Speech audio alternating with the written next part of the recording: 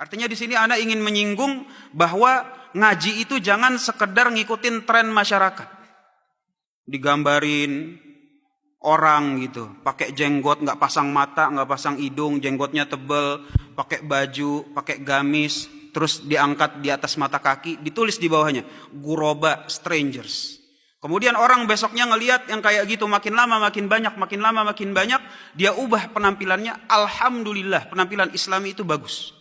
Kemudian tatkala baru sampai penampilan Islami yang dia ubah, dia kemudian merasa dirinya, analah guroba, minal guroba. Kemudian syaitan masuk. Syaitan pun mengindah-indahkan apa yang dia lakukan. Di kantornya dia dicibir. Dicibirnya gara-gara apa? Kebanjiran mas, itu ngapain ngangkat tinggi-tinggi? Ngapain pasang jenggot? Jenggot kayak gini. Di kantor dicibir, di rumah juga dicibir. Kemudian dia ceritakanlah kepada sesama guroba yang dia bilang, kita ini udah guroba tahu. Ibu saya sudah mencibir jenggot. Di kantor sudah mencibir, sudah melarang, nggak boleh karyawannya boleh pasang celana di atas mata kaki. Nah inilah dia guroba. Lah ya akhi. Guroba itu adalah orang khusus, yang paling khusus. Ya kan, apabila kita sekarang mau menyebut diri kita muslim, muslim yang mana? Ya kan, banyak yang bilang saya muslim yang berada di atas manhaj salaf, udah makin mengkerucut. Muslim biasa udah nggak cukup buat dia. Saya muslim tapi bukan muslim biasa kayak orang-orang. Antum muslim apa? Anak muslim yang mengikuti manhaj salaf. Masya Allah, makin mengkerucut. Udah mulai mengkerucut, manhaj salaf yang mana? Yang guroba. Padahal kata Rasul alaihi salatu wassalam, bada'al islamu ghariban. Islam itu mulai pada keadaan yang asing.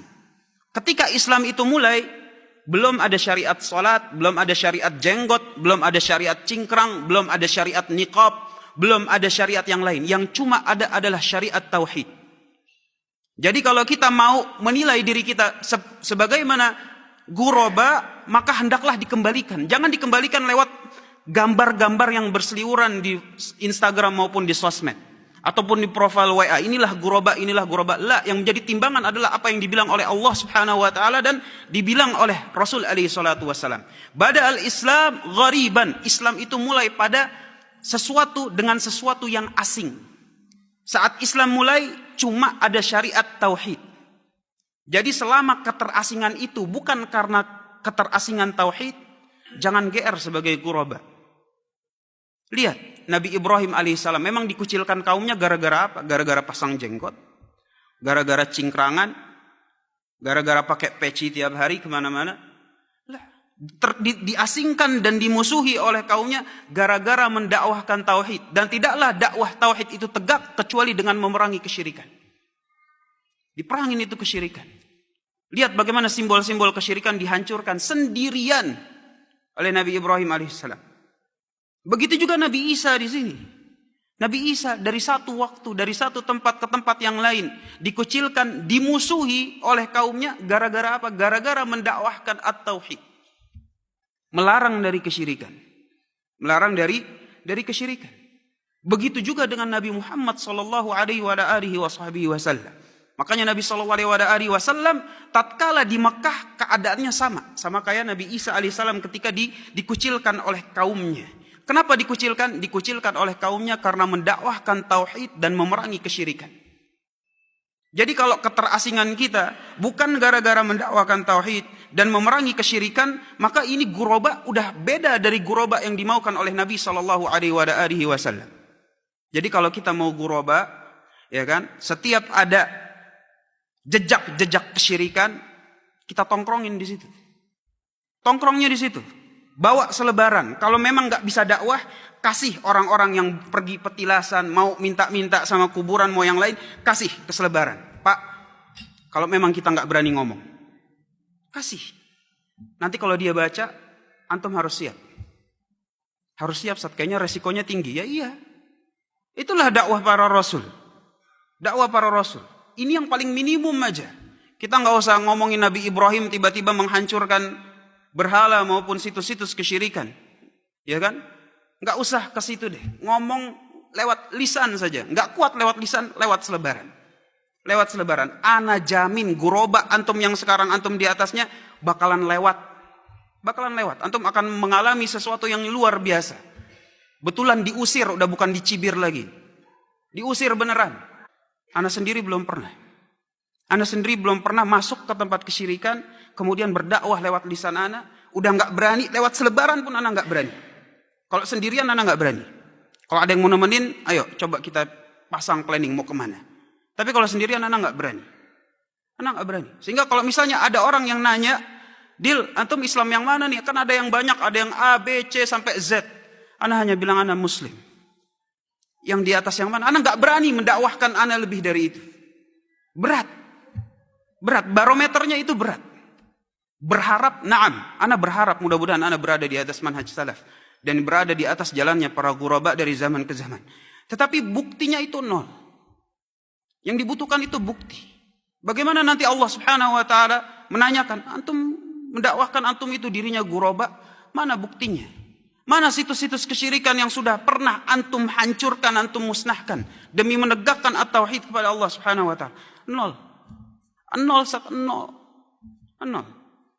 Sehingga Nabi Isa alaihi salam, dan ini ana hanya utarakan bahwa agar orang itu kalau ngajinya itu yang benar. Bukan cuma keren-kerenan, kemudian termakan yang namanya propaganda baik disadari atau tidak, ya kan? Oh, kalau ghuraba itu cuma penampilan. Oh, kalau ghuraba itu yang pakai niqab, yang pakai jenggot, yang pakai cingkrang, yang demikian dan demikian, yang ngajinya itu misalnya seminggu 3 kali atau bahkan lebih. Inilah dia ghuraba. Lah, ghuraba itu adalah yang mendakwahkan tauhid, bukan cuma mendakwahkan tauhid, enggak cukup sampai memerangi kesyirikan. Kalau belum ke situ, jangan GR dulu. Jangan GR dulu, jalan masih jauh. Jalan masih sangat-sangat jauh. Sangat jauh. Coba antum tes gitu. Tes aja. Tes. Ana pernah bagikan selebaran, dan gak sendirian, sama teman-teman yang lain. Selebaran tentang tauhid. Ayo kita coba deh. Ke tempat-tempat keramaian, bawa satu buku kecil, kita bagikan buku di situ. Yang baru gitu aja, itu udah diajak berantem sama sekian banyak orang. Baru gitu doang, itu udah diajak berantem oleh sekian banyak orang. Dan ketika kita keluar, karena anak naik stasiun, naik kereta, turun di stasiun, itu dada tuh Masya Allah deg-degannya setengah mati. Padahal anak gak mau ngomong cuap-cuap, awas kesyirikan, awas ini syirik, itu syirik, kembali kepada tauhid. Enggak, anak cuma bawa buku. Bawa buku tentang tauhid, tentang syirik, anak bagikan ke satu-satu setiap orang yang lewat. Yang kayak gitu udah deg-degannya setengah mati. Kalau misalnya orang yang kita bagikan itu adalah orang-orang yang memang menginginkan kebenaran, fahasan, alhamdulillah. Tetapi ketika orang-orang yang kita bagikan itu adalah orang-orang yang gemar dengan kesyirikan, bahkan mendakwahkan kesyirikan, itu siap-siap diajak berantem. Dan itu terjadi. Kalau kita nggak kabur, saat itu terjadi kekacauan yang kejadian. Baru gitu doang. Bagaimana kalau itu di tempat umum? Bagaimana kalau kita berangkat ke situs kesyirikan, ke tempat A-nya? Belum ada.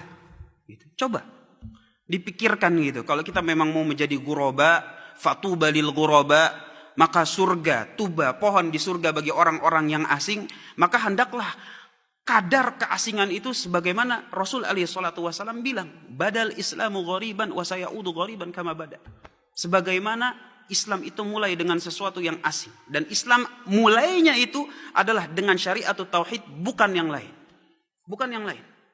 Bukannya berarti kalau syariat-syariat yang lain nggak usah dilakuin. Alhamdulillah, pasang jenggot, alhamdulillah merupakan sunnah. Pasang naikin pakaian di atas mata kaki, alhamdulillah. Pasang niqab, maka ini merupakan syariat-syariat Islam yang hendaknya dilakukan. Tapi apabila ini dijadikan barometer, itulah dia ghuraba lah.